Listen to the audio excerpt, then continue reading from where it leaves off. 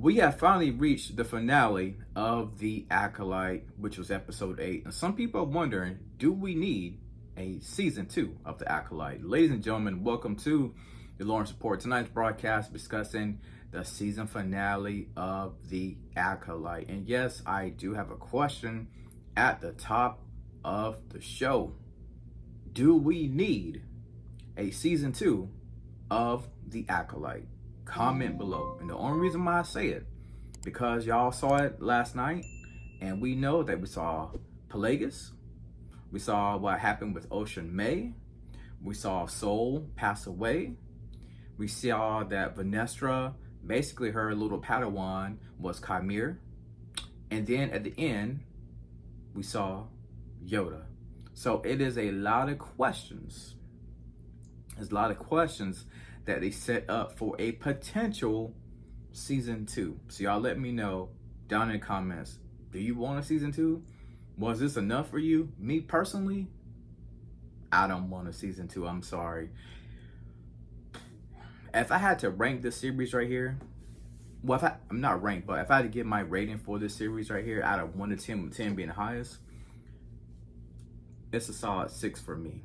They hype this series up so much, and I try my best to defend it. As a matter of fact, I didn't even do a video for last week because I was ready to throw in the towel on this series. And for me, I think it was the pacing with this series. And I was talking to a coworker of mine, and I kept saying, give it a chance, give it a chance. And he was right. This series was not worth the hype. So the entire series for me was a 6, but the episode last night, I can give it a 7. And as Star Wars fans, we can say this right here, even if we do not like the series, whatever, this had to be the best fight choreography we have seen in a Star Wars show or movie, however you want to put it, in quite some time. The fight choreography in this right here was absolutely amazing. The slow motion between Soul and Chimere, oh man, that was absolutely incredible. So I don't need a season 2. I'm good with what we have right here on The Acolyte. And they spent such a crazy amount on this show. The budget was insane, but I gotta give this guy right here props.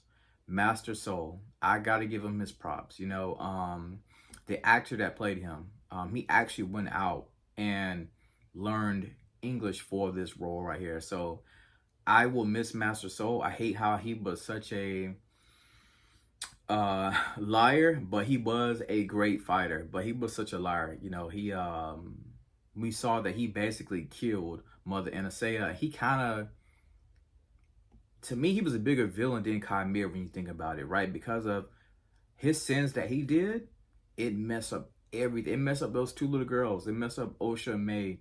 Their entire childhood got turned upside down because of the wrongdoings of Master Soul. Because, you know, him and Chimere, the basis of the show, everybody wanted a Padawan. Everybody wanted an Acolyte. Basically, everybody wanted a mini-me of themselves, right?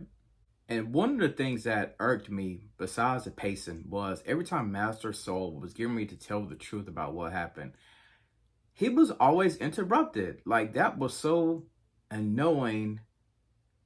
Every single episode, except like, it felt like he was about to tell the truth, and here comes something crazy that just completely threw off the flow of him finally confessing his sins, right? That annoyed me. Let's get into The Acolyte even deeper. We see, we know Vanestra is basically in hot water, right? All the High Council, they pretty much have got the information that, a bunch of these Jedis are dying, and they like, who is the person that's overseeing it? And we know it's Vanestra, but she ends up getting a visit from Senator Rayencourt, which I thought was dope. I always loved this guy right here. As an actor, good to see him on Star Wars. The first time I saw him was actually from Supergirl. That's how I know the actor, but it's good to see him in this right here. And, he's basically there saying, listen, these Jedi, they got a lot of power. They have been unchecked. And Vanestra is trying to downplay the whole thing. Like, she's got the whole situation covered. And at the same time, for him, he's like, no one man, you remember that Kanye West song, no one man should have all this power, right? And that whole dialogue that they had right there, absolutely loved it right there, because Vanessa, she's been hiding a lot of secrets herself, right? But this senator here, he knows what's going on. And you're not gonna be able to fool him, basically. And also we saw Pelagus, he is there. So I'm wondering how they're gonna set that up with him as well, because again, a lot of this right here was kind of predictable, right? We knew Pelagus was going to be here, probably in the final episode. I was thinking maybe episode 7 was going to show up, but they saved him for episode 8. So I'm wondering how they're going to tie all of this in together, right? And then, of course, we got the battle going on between Soul and Khmer. We got Osha and May.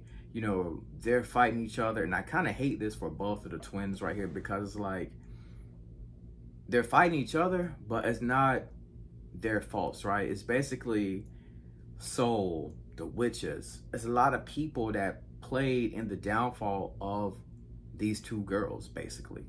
So after all of this fighting and bickering, Osha, she comes out. She hears Soul's confessions about how they was created, and she's like, why you killed the Jedi? And she is completely hurt because she put a lot of trust into Soul, right? And then at the end of it, she got tired of hearing about all these confessions, and she ended up using that Jedi choke. That Jedi choke on Soul, and Soul ended up dying.